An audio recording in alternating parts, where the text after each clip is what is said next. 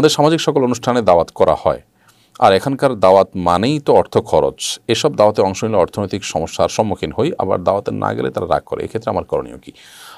যদি সেখানে আপনার আর্থিক খরচের ব্যাপার থাকে, আপনার সামর্থ্য না থাকে, তাহলে আপনি বিনয়ের সাথে সেটাকে অ্যাভয়েড করবেন এবং কোনো কমিটমেন্ট করবেন না। এমনভাবে কথা বলবেন যে আপনি না গেলেও আপনার ওয়াদা খেলাপ যেন না হয়। আর এটা ঠিক যে দাওয়াতের মধ্যে জাতীয় গিফট ইত্যাদি নেওয়ার যে কালচার, এটার বিরুদ্ধে আমাদের সবাইকে সংগ্রাম করতে হবে। যারা এরকম দাওয়াতের আয়োজন করেন তাদের উচিত এটাকে সংশোধন করা, অর্থাৎ অতিথিরা যেন কোনো গিফট ইত্যাদি আনতে না হয় সেটি নিশ্চিত করা দরকার এবং সামাজিক এই প্রথা ভাঙা দরকার। নবী করিম সাল্লাল্লাহু আলাইহি ওয়াসাল্লামের পক্ষ থেকেই কোরবানি করা যাবে। নবী করিম সাল্লাল্লাহু আলাইহি ওয়াসাল্লামের পক্ষ থেকে কোরবানি করতে পারেন। নবী সাল্লাল্লাহু আলাইহি ওয়াসাল্লামের পরে আলী রাদিয়াল্লাহু তাআলা কোরবানি করেছিলেন তার তরফ থেকে, এবং পূর্বে পুরুষদের জন্য নবী সাল্লাল্লাহু আলাইহি ওয়াসাল্লাম পূর্বপুরুষদেরকে কোরবানিতে শামিল করেছেন। অতএব নবী সাল্লাল্লাহু আলাইহি ওয়াসাল্লামের পক্ষ থেকে কেউ চাইলে কোরবানি করতে পারেন এবং সেই কোরবানির গোশত নিজের কোরবানির গোশতের মতো করে খেতে পারেন। মান্যত যদি কেউ থাকে কোরবানি, সেটার গোশত খেতে পারবেন না, পুরোটা দান করে দিতে হবে। এছাড়া আপনি নিজের পক্ষ থেকে এবং অন্য কারোর থেকে কোরবানি করলে সেটার গোশত আপনি নিজের গোশতের মতোই খেতে পারবেন, দান করবেন এবং গরিব দুঃখীকে দিবেন, আত্মীয়স্বজনকে দিবেন, বিভিন্নভাবে করতে পারেন, নিজে খেতে পারবেন, সোজা কথা। তো নবী সাল্লাল্লাহু আলাইহি ওয়াসাল্লামের পক্ষ থেকে কোরবানি করা যেতে পারে, যদিও কোনো ওলামা ইকরামের ক্ষেত্রে ভিন্ন মত পোষণ করে বলেন যে মৃত মানুষদের তরফ থেকে কোরবানিটা জীবিত ব্যক্তিদের সাথে রেখে করবেন। বিশেষ করে সৌদি আরবের ওলামা ইকরাম এই মতটি বলেন। বাট সাহাবীদের কথা যেমন বললাম, তাদের থেকে আপনার মৃত মানুষ থেকে কোরবানি করার প্রচলন বিভিন্ন হাদিস দ্বারা প্রমাণিত। সাধারণত জিন্স প্যান্টগুলোর সিস্টেম এমন যে নাভির উপরে পরা যায় না। এক্ষেত্রে নাভির নিচে প্যান্ট পরে তার উপরে শার্ট পরলে কি হবে, নাকি প্যান্ট নাভির উপরে থাকা আবশ্যক? না, প্যান্ট নাভির উপরে থাকা আবশ্যক নয়। প্যান্ট নাভির নিচে থাকলেও কিন্তু তার উপরে আপনাকে কিছু না কিছু রাখতে হবে, সেটা শার্ট হোক, গেঞ্জি হোক, অর্থাৎ দেখা না গেলেই হলো। সেটা প্যান্ট দিয়ে রাখবেন নাকি শার্ট দিয়ে, গেঞ্জি দিয়ে রাখবেন, সেটা একান্তই আপনার ব্যাপার। গোশত ওজন করে কোরবানির পশু ক্রয় করা যাবে কিনা?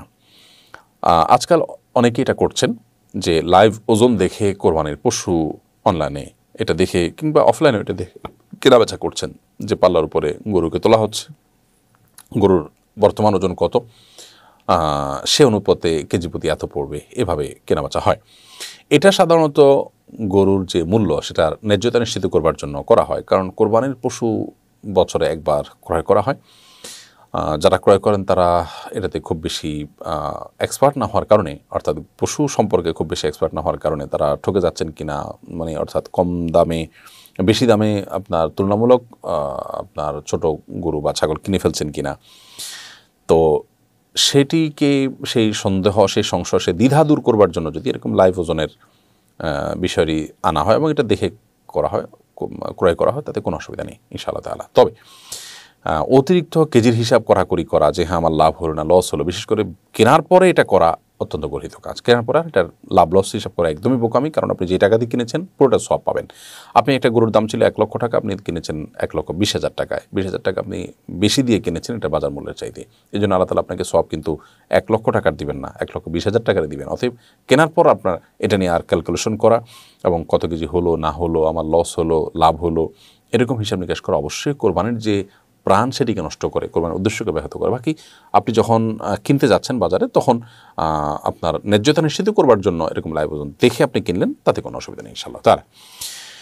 বেলায়েত বলতে কি বোঝায়? কেউ কি নিজেকে বেলায়েতের অধিকারী দাবি করতে পারে? দেখুন, বেলায়েত শব্দের অর্থ মূলত ভেলায়াতুন, মানে হলো আল্লাহর ওলি হওয়া। আল্লাহ সুবহানাহু ওয়া তাআলা কোরআন কারিমে বিভিন্নভাবে বলেছেন আল্লাহু ওয়ালিয়ুল্লাযীনা আমানু, বিভিন্ন জায়গায় আল্লাহ তাআলা এই ধরনের ঘোষণা দিয়েছেন যে ঈমানদারদের অভিভাবক আল্লাহ তাআলা। এই ওলি থেকে ভেলায়েত বা ওলায়াত থেকে ওলি। তো এই যে ভেলায়েত, এই আল্লাহ তাআলার বন্ধুতা, এটা ঈমান আনার সঙ্গে সঙ্গে কিন্তু অর্জন হয়ে যায়। প্রত্যেকটা মুমিনই কিন্তু আল্লাহ তাআলার ওলি, বা প্রত্যেক মুমিনের সাথে আল্লাহ তাআলার ওলায়াতের সম্পর্ক তৈরি হয়, বন্ধুতার সম্পর্ক তৈরি হয়। কিন্তু এটার স্তর আছে। আপনি মুমিন হওয়ার পর মুত্তাকি কোন পর্যায়ে হলেন তার উপর নির্ভর করবে যে আপনি কোন পর্যায়ের ওলি আল্লাহ তাআলার, কোন পর্যায়ের বন্ধুতা। বিধায় যে যত বেশি নেকামল করবে সে তত বেশি এই স্তরে পৌঁছতে পারবে। কিন্তু এটা দাবি করার বিষয় না যে অমুক স্তরের বা আমি অমুক স্তরের, নিজেরটা নিজে দাবি করা তো প্রশ্নই ওঠে না। অন্য কারোরটাও বলা কঠিন, কারণ আল্লাহ তাআলার কাছে কার অবস্থান কি এটা কিন্তু পৃথিবীর কারোর নিশ্চিত করে বলার কোনো সুযোগ নেই। আমরা অনেককে বাহ্যিকভাবে আল্লাহর অনেক নিকটবর্তী বান্দা মনে করি, হয়তোবা আল্লাহ তাআলার কাছে তিনি এতটা নিকটবর্তী নন। এই জন্য এই বিষয়টি আল্লাহর উপর ন্যস্ত করতে হবে। পরিবহনের সময় কোরবানি